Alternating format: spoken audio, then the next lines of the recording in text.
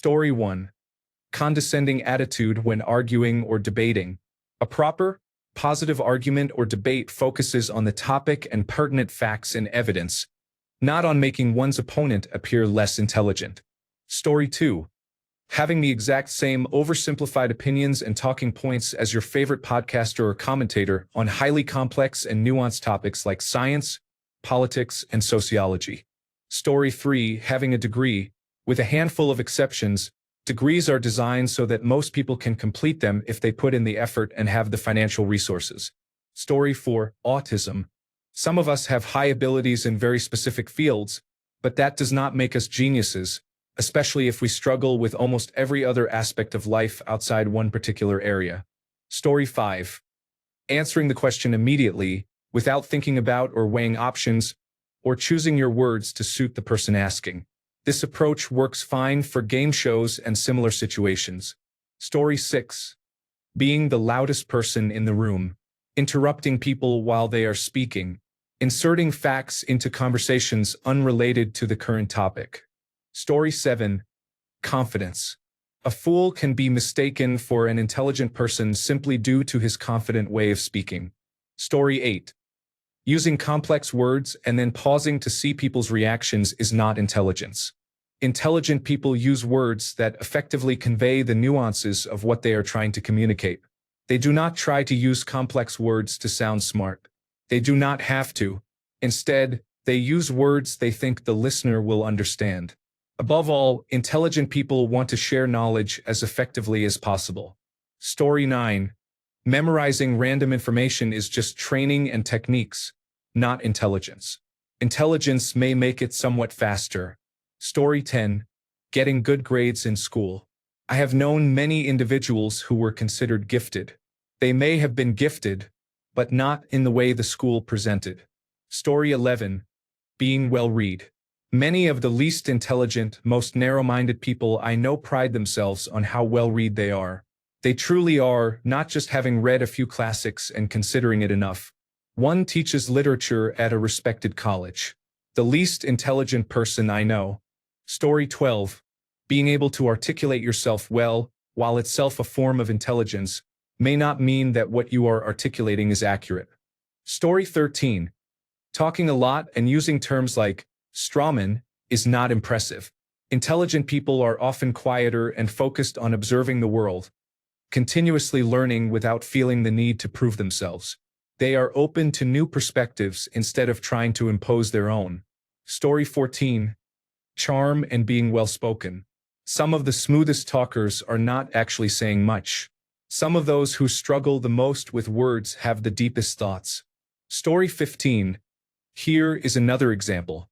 Many conservative television personalities who engage in debates, such as Ben Shapiro, speak rapidly and often talk over their opponents. However, when discussing complex topics or morally and ethically gray areas, it is important to carefully consider what the other person is saying before responding. Thinking quickly does not mean immediately saying the first thing that comes to mind. Sometimes, it requires quietly reflecting to compose a thoughtful response. This culture of dominating others in arguments has diminished meaningful intellectual debate. Story 16. Merely having graduated from an Ivy League university in their youth does not guarantee success. President George Walker Bush had degrees from Yale University and Harvard University, but it did not seem to benefit him greatly during his presidency. Also, being excellent at spelling does not necessarily mean one is intelligent in other academic or practical areas. Story 17. Many people think that an intelligent person is someone who always answers quickly and clearly, quotes intelligent books, or always knows the right term. In fact, smart people often just know how to listen and ask questions rather than show off their knowledge. It is also mistakenly believed that intelligence is the ability to argue and prove your case at any cost. However, the ability to admit that you do not know something or are mistaken is the real sign of intelligence. If someone appears smart just because they speak loudly and do not let you speak, it is not always a sign of intelligence. Story 18. Spotting logical fallacies is a simple trick that pseudo-intellectuals use to appear smart while avoiding engagement with the substance of an argument. Story 19. Having a college degree is often considered important. Some of the least intelligent people I know graduated from college, and some even earned graduate degrees. I graduated from a top 20 business school, and I can confidently say that a degree does not necessarily indicate intelligence. Story 20. Talking fast or using complex words does not mean you are smart. It only means you want to sound smart. True intelligence is shown in how you think, not how you speak. Story 21. Thinking that you are thinking deeply by taking multiple sides of an issue seriously is incorrect. No, anti-vaccination advocates do not have valid concerns on any level. There is no middle ground between medical professionals who dedicate their lives to studying gender-affirming care and random people who are uncomfortable with it. Sometimes there is a right side and a wrong side. Not everyone's opinion is valid or worthwhile. Story 22. Repeating the same tired old cliches. It is what it is. At the end of the day, let's circle back. Story 23. Wealth. A prime example of this is Elon Musk. Some people falsely assume that since he is wealthy, he must be intelligent. However, he gained most of his wealth from his father. He never actually invented anything. He spends his father's money to buy technology companies and then takes credit for inventing things in those companies. The only thing he actually designed was the Cybertruck body. Story 24. Rubik's Cubes, chess skills, and many computer skills that amount to using a program and calling oneself a hacker while the program runs, camera skills, and musical instrument skills. These are all things people might find impressive, but they really come down to being good at one specific thing. I have no problem with these skills, but do not pursue them just to appear intelligent. Story 25. I do not know if it is related, but this concept of multiple intelligences is misguided. It seems like an attempt to validate everyone. I cannot be convinced that a person who is good at football is as intelligent as Albert Einstein, even in a different way. Certainly, they are more skilled at football than Einstein, but not as intelligent as him. And there are 9 types of intelligence. Story 26. Seeing a lot aimed at advanced degrees. I would say fancy titles. Distinguished senior fellow of a certain discipline, who sits in industry association meetings soaking up free lunches and cocktails in exchange for doing nothing. This is Bob. He knows everything about it because he has done it 10 times over 30 years. For his trouble, he gets paid just barely the average salary and still has to park in the employee parking lot and walk in the rain to his building. Story 27. Talking about intelligence quotient numbers. I could write an entire thesis about how flawed the narrative "this person has an intelligence quotient of 210, they are very smart" is. To summarize, that small number assigned to a person means very little. Measuring anything with a beginning and an end makes no sense. The world does not progress linearly, so a measure of intelligence should not be calculated linearly. Story 28. Talking fast. Listen to any conservative commentator today. There is not much intelligence coming from their speech. But I am just asking questions. Story 29. Having a university degree that is just a glorified vocational training certificate, such as engineering, law, medicine, or information technology. Yes, there is a lot of work involved, and graduates know how to perform their specific job very well. However, that does not mean they understand anything outside of their field or should be considered authorities on social, cultural, political, or philosophical matters any more than an average plumber. Story 30. I am interested in unconventional, artistic film and media. I may not be very knowledgeable, but I can probably list every film by Mike Leigh in order. Story 31. Using sophisticated words, a truly intelligent person can explain themselves to any audience without attempting to appear superior. Story 32. Who they voted for. I do not care which side. Both seem to think that who they voted for means they are smarter than the other side. Story 33. Talking and convincing skills. I had a boss who was constantly talking nonsense. He was a great seller and could convince you of anything, but he was unpleasant and a really bad boss. Story 34. Questioning is a positive sign of curiosity and a desire to understand the root of a matter. However, the Jordan Peterson style of overwhelming someone with volume to make it impossible to answer is disguised misdirection and intellectually dishonest. Story 35. It is believed by many that there are as many as 12 different types of intelligence. While these are often highly correlated rather than distinct, they can exist in various combinations or alone. People make the mistake of thinking that someone who has a genius-level intelligence quotient is good at everything, but this is often not the case. Story 36. Dropping slick sound bites. Those 30-second clips or catchy one-liners that go viral may feel clever, but they rarely grapple with nuance or complexity. Memorizing and repeating someone else's quip is not the same as understanding the underlying issues. Flexing big vocabulary without depth. Using $10 words can impress an audience, but if you are stringing them together just to show off, you are substituting style for substance. Real intelligence shines through clarity, not confusion. Statistics dumping. Quoting random percentages or data snippets without context does not prove insight. It often obscures it. Intelligence demands interpreting data, acknowledging limitations, and seeing the bigger picture. Tribalistic social media rants. Rallying behind a political team or parroting talking points on social media can feel empowering, but it is a performance, not analysis. It is far easier to cheerlead than to understand trade-offs, historical roots, or human consequences. Virtue signaling. Publicly proclaiming which causes or buzzwords you stand for can be a social badge, but without real action or understanding, it is more ego boost than empathy or insight. True intelligence often requires pausing, listening, researching, and sometimes admitting, I do not know. Story 37. Emotional intelligence is one person's theory that is not well supported. Yet, for some reason, millions of people believe it is a real concept. Story 38. Being well-read when the reading material is nonfiction. With very few exceptions, nonfiction is just influencer content. Basically, read a bunch of TED Talks. Story 39. Rudeness. Some of the top professors I have met are the kindest people. They have great control over their emotions and will simply avoid you once they realize that you are not worth their time. Story 40. It depends on what you mean by intelligence. There is a kind of raw brain power necessary for things like pure mathematics or some sciences. Most of us could never do what Albert Einstein or Stephen Hawking could do, regardless of our opportunities, though many people never get the chance to try. However, brilliant scientists like them are not always sensible about the ordinary world. Their intelligence is real, but it does not mean they would be better at most things.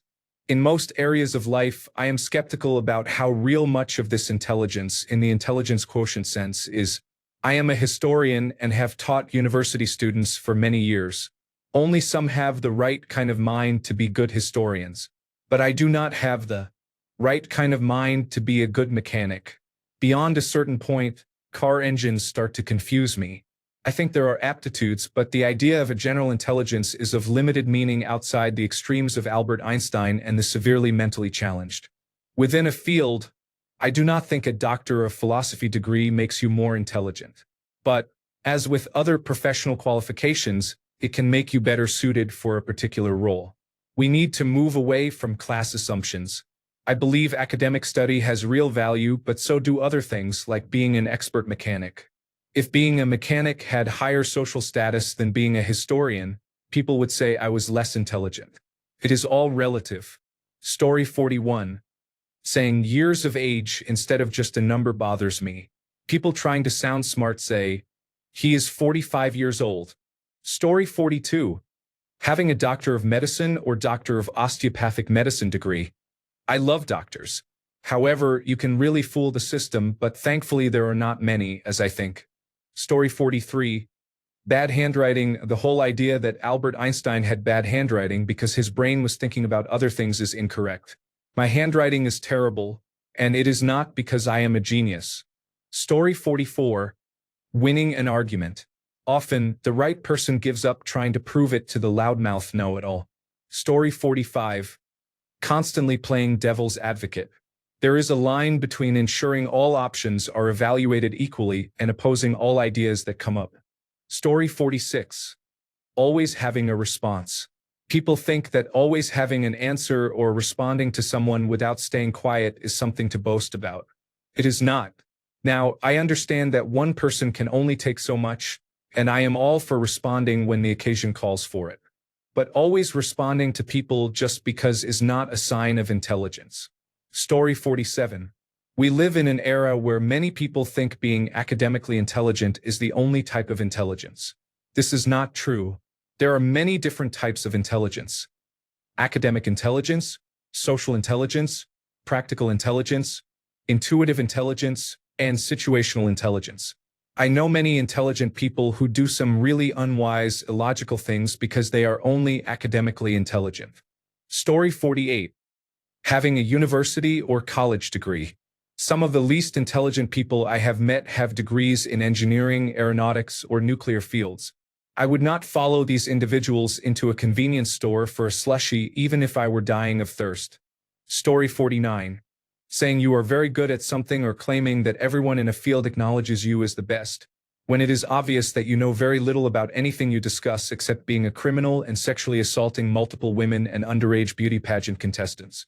Story 50. Having an answer to a question, sometimes it is far more intelligent to just admit you do not have the answer and that you will get back to the person. Story 51. Many factors are mentioned: intelligence quotient tests, grades in school and college, degrees in some areas, wealth, condescending attitude. Regarding grades, you will find videos claiming that grades do not matter, and I truly believe that to some extent. However, I also advise not to fall into the trap of believing that school is useless. Some people use this as an excuse to avoid effort, thinking they are inherently smarter. Story 52. Over-explaining or owning the room. People who talk less often by choice are usually more thoughtful, restrained, and economical. Story 53. Standing your ground on a subject. It seems like some people think they are clever even when you show them facts, but they will die on that ground. The only true wisdom is in knowing you know nothing. Socrates. Story 54. Saying you are intelligent. I notice many people claim to be intelligent, and if they are confident enough, others believe it. Story 55. Reading a lot of books does not necessarily mean that you are well read. Story 56. People who make overly simplistic, literal arguments like high school logic problems, completely abstracted from all historical and social context, then act as if they are the only objective, rational perspective, or like a person who speaks with Marcus Aurelius. Story 57. Academic excellence. Just because you are good at school and get good grades without really trying does not mean you are intelligent. Some of the most academically brilliant people are not as capable in other areas. Story 58. Reading. I could read 2 books a day and remain the same person I was before. Books do not guarantee wisdom. I love reading books, but what Stephen King taught me is not worth the time. Story 59. Sarcasm is saying the opposite of what you mean. It is not very clever and is the same joke every time. It is always an expression of contempt, which is not always warranted but is always rude. Story 60.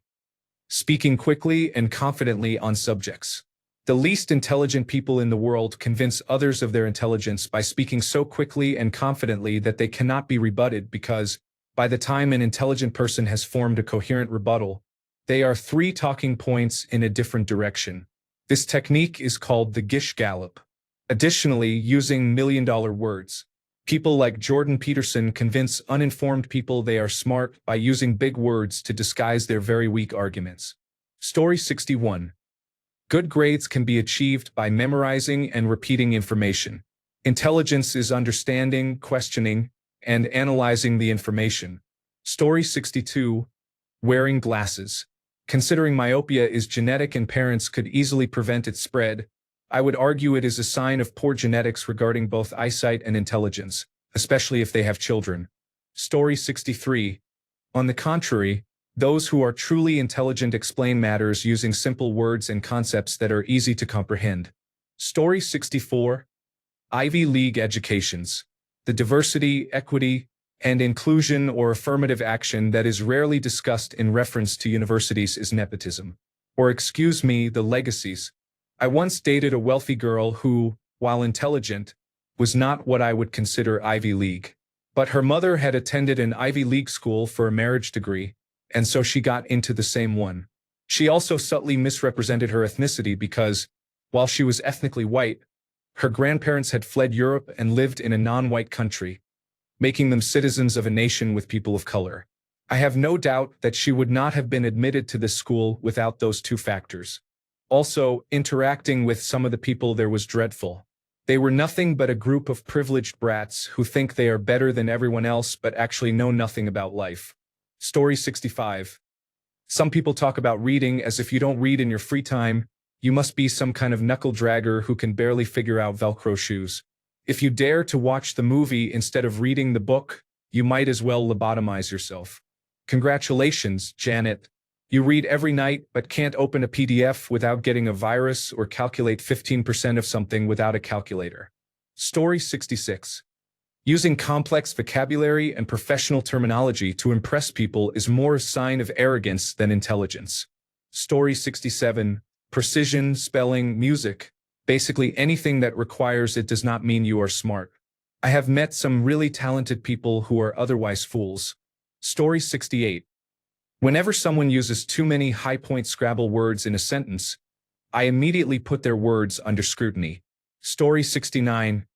Proper grammar is a sign of intelligence, but I think it carries more weight than it should for some people. Story 70. Using many complex words. The words need to convey clear meaning when combined. A collection of complex words that lack meaning only makes you appear unintelligent. Story 71. Going to college does not require you to be highly intelligent. You do not have to think deeply, as I sometimes hear. You just need to repeat what the professor says during a test, and you will do okay. People attend college to get a better job, not primarily to learn. Story 72. Knowing the Dunning-Kruger effect and then acting humble. You are still pretending to be what would make you the smartest person. Therefore, you are not. When you know it, it flips or becomes void. Story 73. Incorrectly using the word myself. For example, Prince Charles. I do not care if he is the king. That is always going to be his name. Story 74. Degrees and other accreditation. I had a girlfriend who was a Cambridge graduate, yet she had surprisingly little common sense to apply what she had learned. On the other hand, I also know someone who left school with nothing, yet he is an accomplished self-taught computer programmer. Thanks a bunch for sticking around till the end of the video. Remember to subscribe, and until next time, stay awesome and goodbye.